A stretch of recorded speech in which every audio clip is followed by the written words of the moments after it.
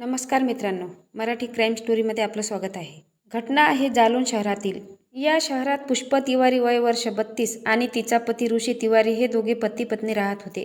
त्यांचं लग्न 2016 मध्ये झाले होते. ऋषी हा शेतकरी होता. दिवसभर शेतीत राबायचा. आपल्या कुटुंबासाठी 2 पैसे मिळवण्यासाठी त्याची धडपड सुरू चालायची. पुष्पा आणि ऋषीला 2 मुले होती, एक मुलगा आणि एक मुलगी. त्यांचा अतिशय सुखी संसार सुरू होता. पुष्पा ही सामान्य गृहिणी होती. घरकाम आणि मुलांचा सांभाळ करणं, मुलांची शाळा, पतीची काळजी, सगळ्या कामात व्यस्त होती. पण तिला आता रोजच्या रुटीनमधून सुटका हवी होती. तिच्या मनात अतृप्त इच्छा दडलेली होती, कारण तिचा पती सतत कामात व्यस्त असायचा. याच काळात तिने मुलांना ट्युशन लावून दिले. त्या शिक्षकाचे नाव होते अभिषेक श्रीवास्तव. वय वर्ष 30. तो तरुण होता.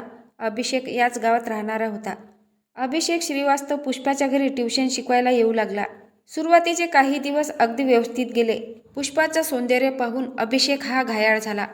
तो पुष्पाला आपल्या जाळ्यात ओढण्याचा प्रयत्न करू लागला. अभिषेक हा पुष्पाशी खूप आदराने वागून तिचा विश्वास जिंकला. तिला तिच्या स्वप्नाबद्दल आणि अपेक्षाबद्दल विचारत असे. पण पुष्पाचा पती ऋषी कधीच विचारत नव्हता. हळूहळू दोघेही एकमेकांच्या प्रेमात पडले.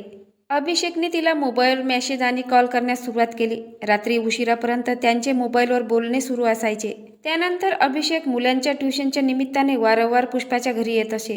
पती ऋषी हा शेतीच्या कामात असल्यामुळे त्याला या गोष्टीची काहीच कल्पना नव्हती. अभिषेकने पुष्पाच्या मनातील एकटेपणाचा फायदा घेतला. तो नेहमी पुष्पाला तू यापेक्षा अधिक चांगली आहेस, तू सुंदर आहेस असं म्हणण्यास सुरुवात केली. त्याच्या या गोडगोड बोलण्याने पुष्पाला वाटू लागले, पतीपेक्षा अभिषेक मला खऱ्या अर्थाने समजून घेणारा एकमेव तरुण आहे. जेव्हा पती ऋषी हा शेतात जायचा त्यावेळी अभिषेक तिला स्पेशल भेटायला येऊ लागला. त्यामुळे दोघांचं शरीर संबंधही सुरू झाले. या वासनेच्या खेळामुळे दोघांचे प्रेम घट्ट झाले. अभिषेक पुष्पाला भेटायला येतेवेळी काही ना काही भेटवस्तू आणायचा. त्यामुळे पुष्पाला अधिक जास्त आनंद वाटू लागला. आता त्यांच्या अनैतिक संबंधाला आता हळूहळू 2 वर्ष उलटून गेले.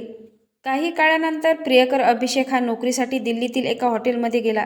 पण तरीही ते दोघे एकमेकांच्या संपर्कात होते. दिल्लीहून अभिषेक तिला भविष्याची आणखी काही मोठी स्वप्ने दाखवू लागला. त्याने तिला लग्नाचे वचन दिले. अभिषेकने तिला एक दिवस सांगितले, तू माझ्याबरोबर दिल्लीला ये, आपण एका नवीन आयुष्याची सुरुवात करू. पुष्पालाही तेच हवं होतं आणि तिलाही आता त्याची सवय झाली होती. म्हणून तिनं दिल्लीला जाण्याचा निर्णय घेतला. एका रात्री जेव्हा ऋषी आणि मुले गाढ झोपलेली होती तेव्हा ती घराबाहेर पडली. कुटुंबाला आणि मुलांना सोडून जाण्याची दुःख तिला होती, तर दुसऱ्या बाजूला अभिषेक सोबतच्या नव्या आयुष्याची आशा होती. तिने घरातून थोडे पैसे घेतले आणि दागिने घेऊन ती दिल्लीला पोहोचली. अभिषेकने तिला चांगले वागवले. त्यानंतर त्याने तिला लग्नाचे आमिष आणि सुखी आयुष्याचे स्वप्न दाखवून नैनितालला जाण्याचा प्रस्ताव दिला. त्यावर पुष्पाला खूप आनंद झाला. नैनितालच्या प्रवासात ती पूर्णपणे अभिषेकच्या जाळ्यात अडकली होती. तिथे पोहोचल्यावर निसर्गात ते दोघे खूप फिरले. नैनितालच्या भीम तलावाजवळ ते पोहोचले. संध्याकाळ झाली होती. वातावरण थंड होते. अभिषेकने तिला जबरदस्तीने दारू पाजली. नशेत असलेल्या पुष्पाला तो घेऊन तलावाच्या एका शांत ठिकाणी गेला. त्या ठिकाणी पुष्पाने अभिषेकला थेट लग्नाबद्दल विचारले. त्यावेळी त्याने रागातच म्हटले, लग्न आणि तेही तुझ्यासारखे विवाहित बाईशी? कोण लग्न करेल? तू तर माझ्यासाठी फक्त एक टाइमपास होतीस. पुष्पाला जबर धक्का बसला. तिच्या पायाखालची जमीन सरकली. अभिषेक हसला आणि पुन्हा म्हणाला, माझ्यासारख्या माणसाला तुझ्यासारख्या सामान्य बाईची काय गरज आहे? तू तर घरच्यांना सोडून माझ्याकडे पळून आलीस. तुझी काय किंमत आहे?